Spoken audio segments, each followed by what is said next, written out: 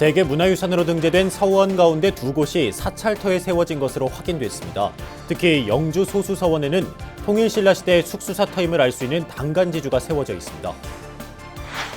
불교 사원과 탑이 3,500여 개나 존재해 불교 건축의 보고로 불리는 미얀마 바간이 유네스코 세계문화유산에 등재됐습니다. 출가자 감소 문제가 한국 불교의 현안으로 떠오른 가운데 조계종 교육원이 온라인과 오프라인을 통해 하반기 출가자 모집에 들어갔습니다. 제가불교 신행 모임 대한불교 3부회가 불교 대중화를 위한 8주간의 여름 특강을 시작했습니다. 제주 관음사가 4.3 추모 사업회를 발족하기로 하는 등 제주 불교계가 4.3 희생자에 대한 추모와 진상규명에 나섭니다. 안녕하십니까. 7월 9일 화요일 BBS 뉴스입니다. 지난해 산사에 이어 올해 서원이 연이어 유네스코 세계유산에 등재되면서 민족과 함께 해온 불교와 유교 간의 공존의 역사가 다시 주목받고 있습니다.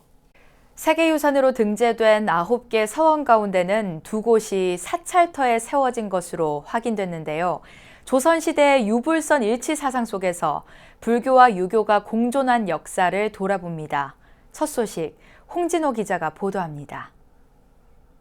조선 최초의 서원 영주 소수서원은 숙수사 절터 위에 세워졌습니다. 사찰로서의 옛 영광은 당간지주 등 유물로서만 짐작할 수 있습니다. 문재인 대통령이 지난 5월에 둘러본 경주 옥산 서원도 정해사터를 기반으로 합니다. 폐사지에는 정해사지 13층 석탑만이 쓸쓸히 남아 있습니다.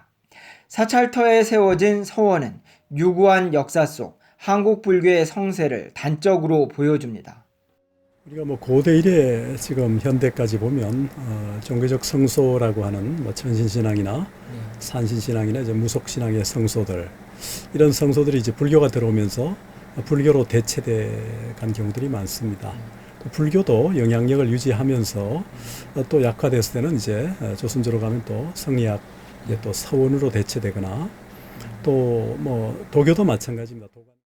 고영섭 동국대 교수는 성리학을 통치 이념으로 삼은 조선 건국 이전 고구려 백제 신라 가야는 불교를 국교 차원에서 숭상했다고 밝혔습니다. 신라의 대표 유학자 최추현 등 당대 지식인들과 스님들의 폭넓은 교류는 불교와 유교가 통치 이념의 두 축이었음을 말해줍니다. 고려시대에 이르러서는 왕자가 출가를 해서 직접 교단을 이끄는 등 불교는 통치 철학이자 국민의 삶 자체였습니다. 태자가 출가해서 스님이 된다는 것은 불교 교단과 긴밀한 관계 속에서 유지됐다는 사실을 뒷받침해주는 정자거든요. 그러니까 일종의 출가한 왕자 스님이라는 의미로 해서 마치 문종의 경우는 셋째 아들인 의천이 바로 그 교단을 통솔하는 그런 직책을 13세에 맡을 정도로 상당히 긴밀한 관계를 유지했죠. 연구실 한편 원효 스님과 퇴계의 진영을 나란히 둔 고 교수는 서원의 세계유산 등재는 불교와 유교가 전통문화의 동반자임을 각인시키면서 아울러 불교의 지속성과 확장성도 보여줬다고 평가했습니다. 불교는 역시 살아있는 종교, 또 문화로서 기능하고 있기 때문에 오히려 불교가 유교보다 훨씬 더 지속적이고 광범위한 영향을 키우고 있습니다. 이런 의미에서 전통 산사의 유네스코 등재뿐만 아니라 서원도 등재가 됐다는 것은 우리 전통 문화의 어떤 동반자로서 유교가 불교와 함께 하게 되었다는 계기가 되고, 한반도 전래 이후 불교는 역사의 굴곡 속에서 민족의 종교로 성장했습니다. 이번 서원의 세계유산 등재를 계기로 사찰터에 대한 역사적 재평가가 필요해 보입니다. 서울 동국대에서 BBS 뉴스 홍진호입니다.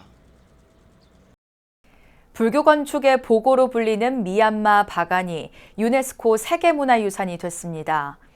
유네스코 세계유산위원회는 아제르바이잔 바쿠에서 열린 제43차 총회에서 우리나라의 서원을 비롯해 미얀마 바간 등을 세계문화유산에 등재했습니다. 바간 왕조가 11에서 13세기에 수도로 건설한 바간은 자연재해와 외부 세력 침입으로 유적이 일부 훼손됐지만 지금도 3,500여 개의 수많은 불교 사원과 탑이 존재합니다. 미얀마 바간은 캄보디아 앙코르와트와 인도네시아 보로부드르 사원과 함께 세계 3대 불교 유적지로 꼽히고 있습니다. 불교계와 정부가 우리 사회의 생명의 가치를 일깨우고 자살 예방을 위한 사업을 본격 추진합니다. 불교 상담개발원은 문화체육관광부와 함께 몸, 마음, 쉼, 생명 존중, 자살 예방 프로젝트의 하나로 주요 사찰에서 생명살림법회를 봉행하기로 했습니다. 생명살림법회는 오는 25일 서울 조계사를 시작으로 오는 9월 8일 봉은사, 10월 13일 부산 범어사에서 각각 봉행됩니다. 불교 상담개발원과 문화체육관광부의 몸, 마음, 쉼, 생명 존중, 자살 예방 프로젝트는 다양한 명상법을 활용해 현대인들의 몸과 마음을 치유하고 불교의 생명 존중 사상을 널리 알리는 데 초점을 맞추고 있습니다. BBS 불교방송은 불교 상담개발원과 문화체육관광부의 생명 존중과 자살 예방 프로젝트의 원활한 추진을 위해 이번 생명살림법회를 적극 홍보할 계획입니다. 출가자 감소 문제가 한국 불교의 시급한 해결 과제로 떠오른 가운데 조계종 교육원이 하반기 출가자 모집에 본격적으로 나섰습니다. 출가, 자유와 자비의 길을 캐치프레이즈로 한 포스터를 제작해 광범위한 온라인과 오프라인 홍보에 들어갔습니다. 류기환 기자가 전합니다.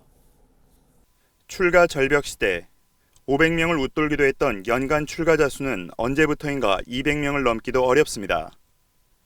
출가자 감소 현상이 해마다 심해지면서 불교계의 고민은 깊어지고 있습니다.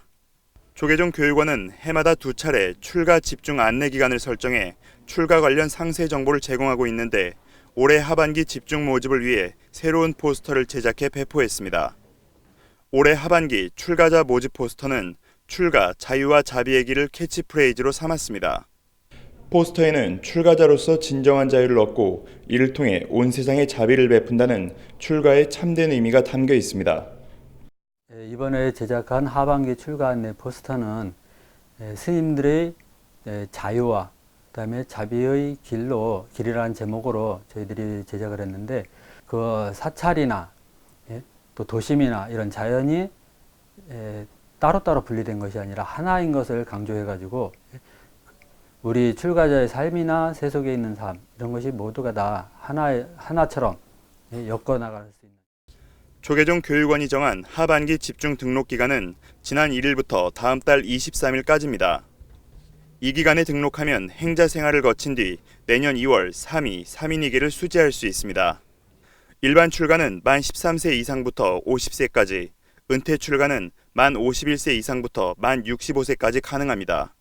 주거, 교육, 의료 등의 혜택은 물론 건강보험, 국민연금 지원을 받을 수 있고 특히 소년 출가자, 청년 출가자에게는 종립대학 등록금과 수업료 전액을, 대학원 진학 시에는 장학 지원, 군승 지원 시에는 우선 선발 혜택을 받을 수 있습니다.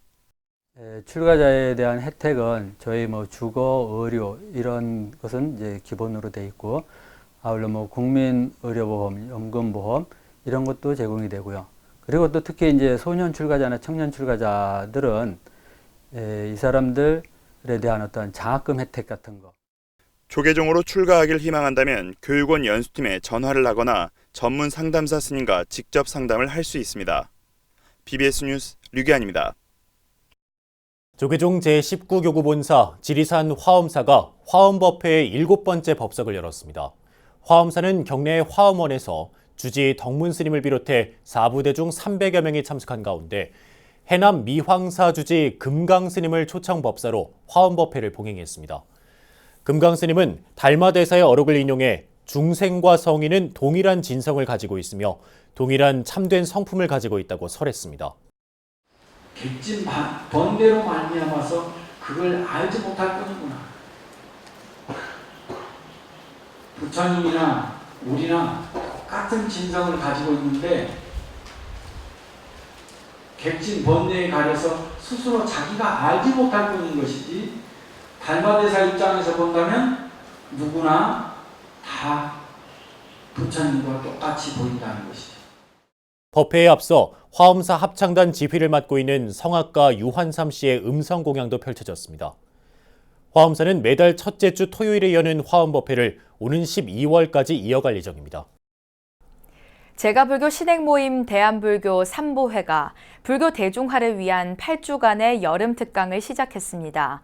화엄 사상을 중심으로 중앙승가대 전 총장 종범 스님을 비롯한 선지식과 학자들의 수준 높은 강연이 매주 일요일 펼쳐집니다. 조윤정 기자입니다.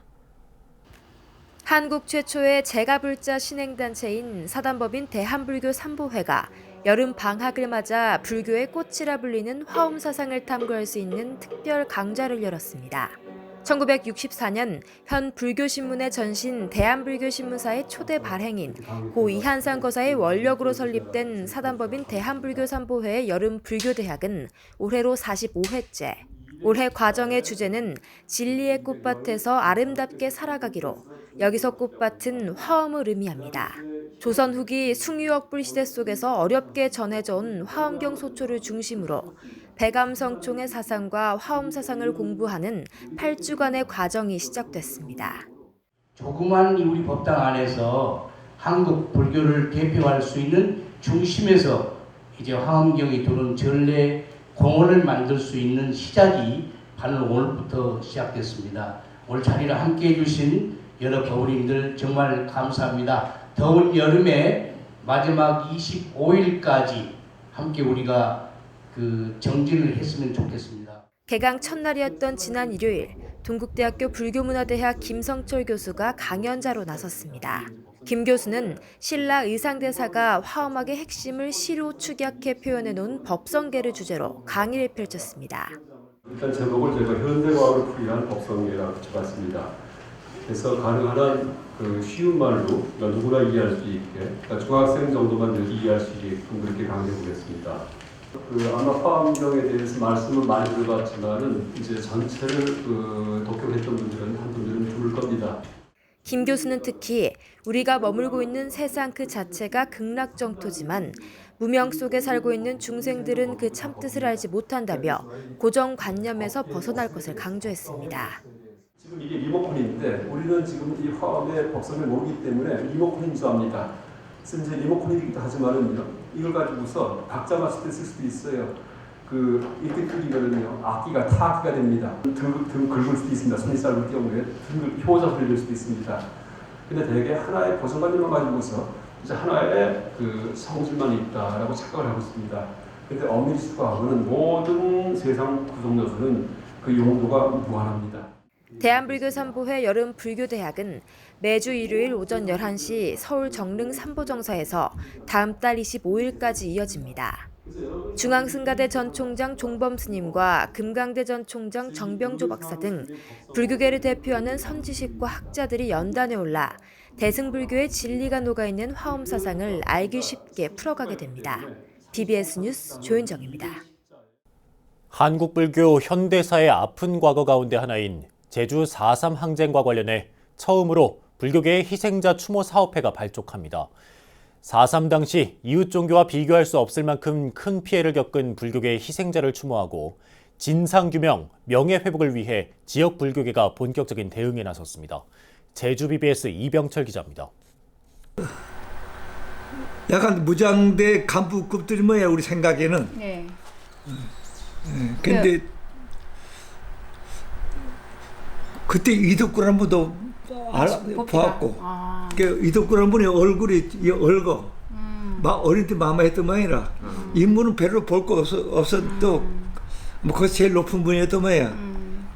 13살에 한라산 관음사에서 행자 생활을 했던 광순 스님은 4.3 당시 잠시 관음사에 기거했던 무장대 사령관인 이덕구의 기억을 생생하게 증언합니다. 현재 조계종 제23교구 본사인 제주 관음사는 토벌대와 무장대 간 치열한 전투의 한가운데에서 회복하기 힘든 참혹한 상처를 입었습니다. 제주 지역은 4.3 당시 90여 개 사찰 가운데 40여 개 사찰이 피해를 입었고 스님 16명이 희생됐습니다. 그렇지, 완전히 끊이겠지 뭐. 이일선 스님네도 그렇게 해서 후가 없어버리고 다 그분도 얼마나 똑똑한 분이라고. 내가 듣건대는 굉장히 똑똑한 분이었다고요. 원문상 스님네, 그 이일선 스님네 이런 분들 아주 똑똑했다고. 하지만 4.3 당시에 이 같은 제주 불교계의 피해는 오랜 세월 제대로 조명받지 못했습니다.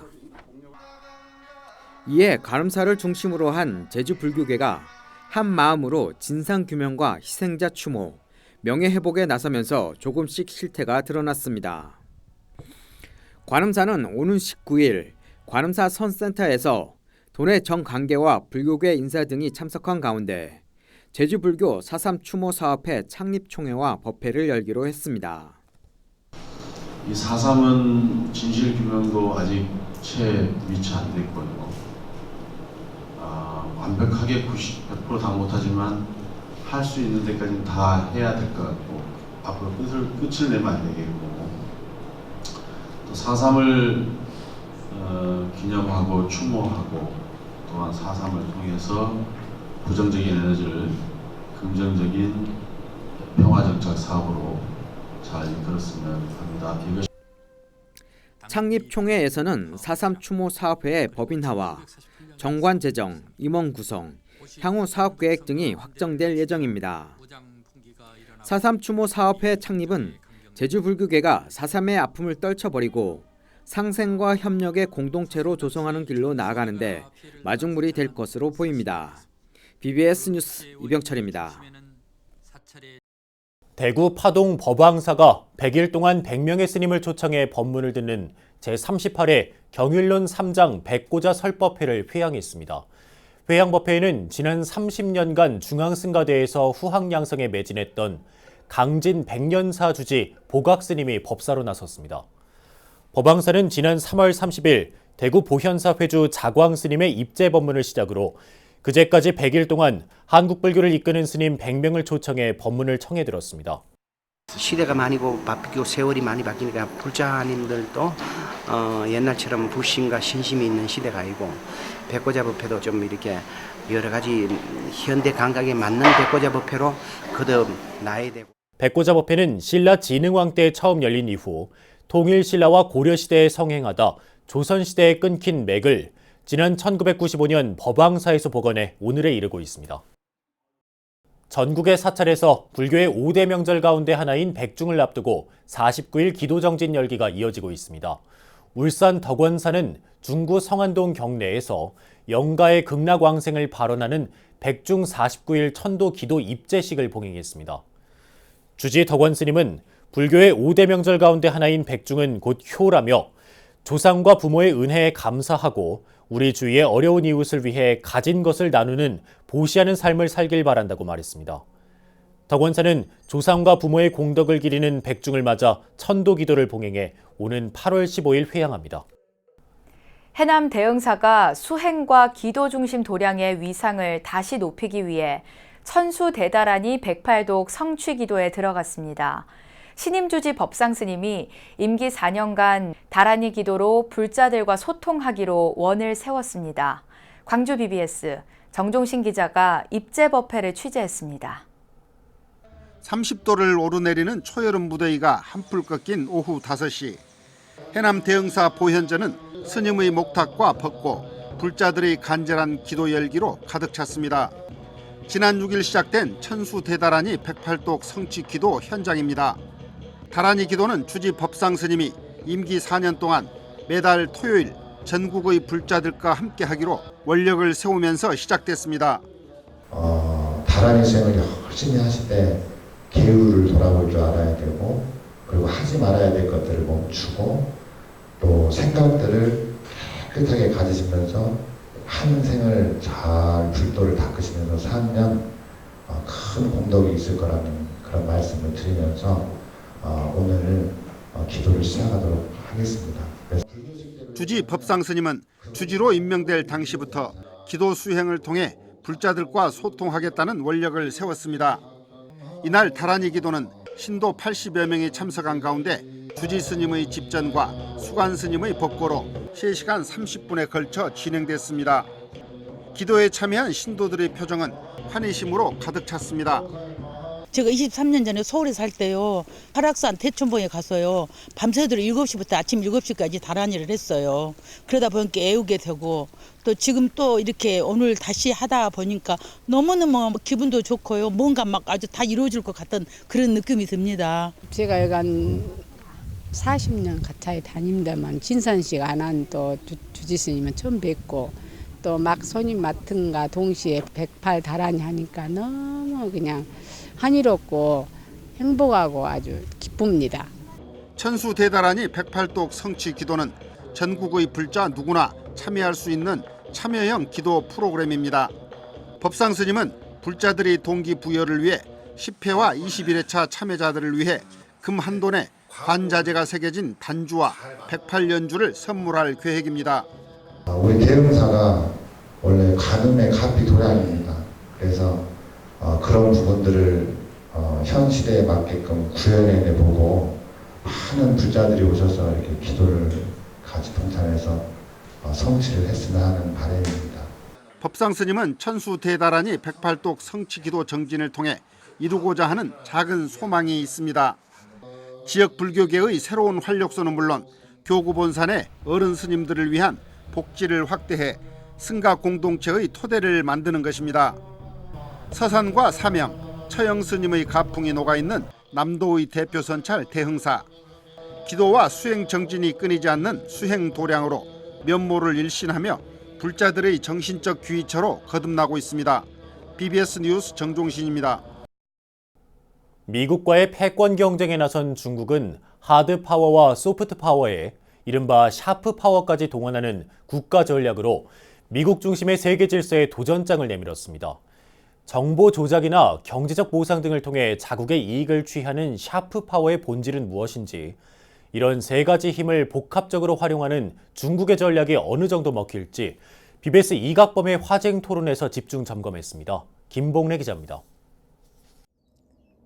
이른바 샤프 파워는 2017년 미국의 한 보고서에서 처음 사용한 뒤 영국의 이코노미스트지에서 받아쓰고 다음에 하버드대 조셉 라이 교수가 언급하면서 급격하게 퍼졌습니다.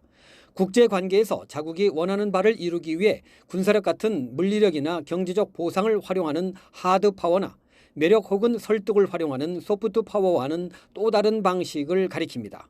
정보 조작이나 직간접적인 압력 혹은 보상 등이 여기에 포함됩니다.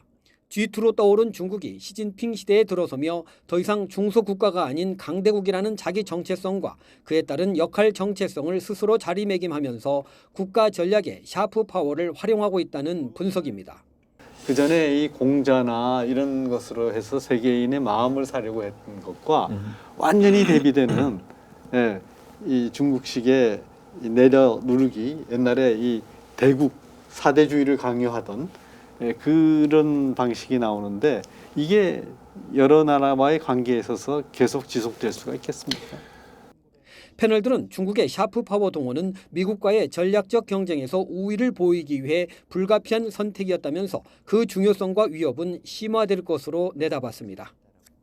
자신들의 가치와 규범으로서 설득하고 매력을 끌어들일 수 있는 소프트 파워 측면에서의 약점을 어찌 보면 샤프 파워로서 보완해 나갈 수밖에 없는 상황이기 때문에 중국의 엄청난 하드파워상의 부상과 그다음에 미국의 상대적인 쇠퇴가 제공하는 기회이익 요인이라는 것이 결합을 하다 보니까는 오늘날과 같은 미중 경쟁의 양상이 그야말로 아주 전면적인 뭐 경제나 군사나 기술 측면은 할 거 없이 그런 식으로 펼쳐져 나가고 있는데. 패널들은 또 미국과 중국이 패권적 리더십 경쟁 또는 규범과 질서의 전쟁을 펼치고 있다면서 이 같은 규범적인 가치 차원의 경쟁에 주목해야 한다고 말했습니다. 우리의 대처와 관련해서 김원권 교수는 샤프 파워에 대한 오류나 정보의 왜곡들에 대해 공개적으로 바로잡고 비판하거나 샤프 파워를 쓰고 있는 서버나 에이전트를 철폐 또는 폐쇄하는 방법을 제시했습니다. 또 김태환 교수는 투명성을 요구하는 법적인 대응을 비롯해서 가짜 정보나 왜곡된 정보를 밝혀내는 일, 시민들의 참여를 통해 열린 사회를 지향하는 일을 제시했습니다. 이각범 대한불교진흥원 이사장은 중국의 샤프 파워는 중국이 미래를 향해 나아가는 복합적인 전략에서 비롯된다면서 미중 패권 전쟁 속에서 중국의 샤프 파워를 주목해야 한다는 말로 토론을 마무리했습니다. BBS 뉴스 김봉래입니다.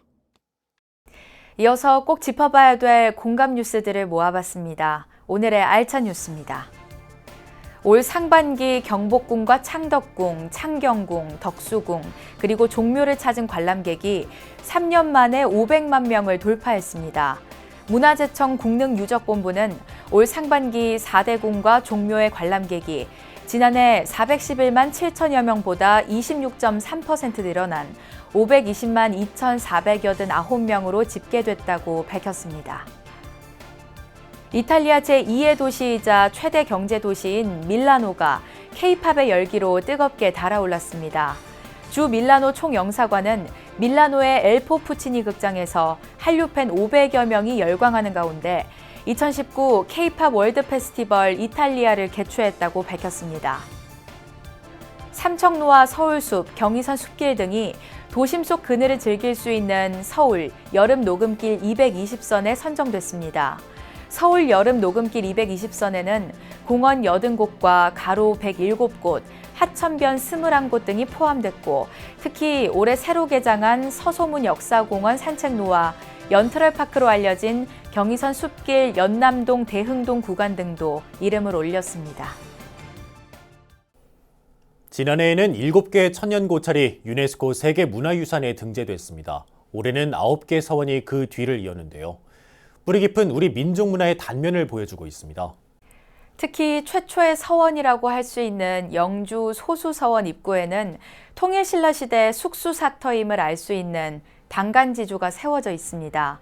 불교가 유구한 우리 역사에서 차지하는 깊이와 비중을 다시 한번 재확인시켜주고 있습니다. 네, 이상으로 7월 9일 화요일 BBS 뉴스를 마칩니다. 여러분 고맙습니다.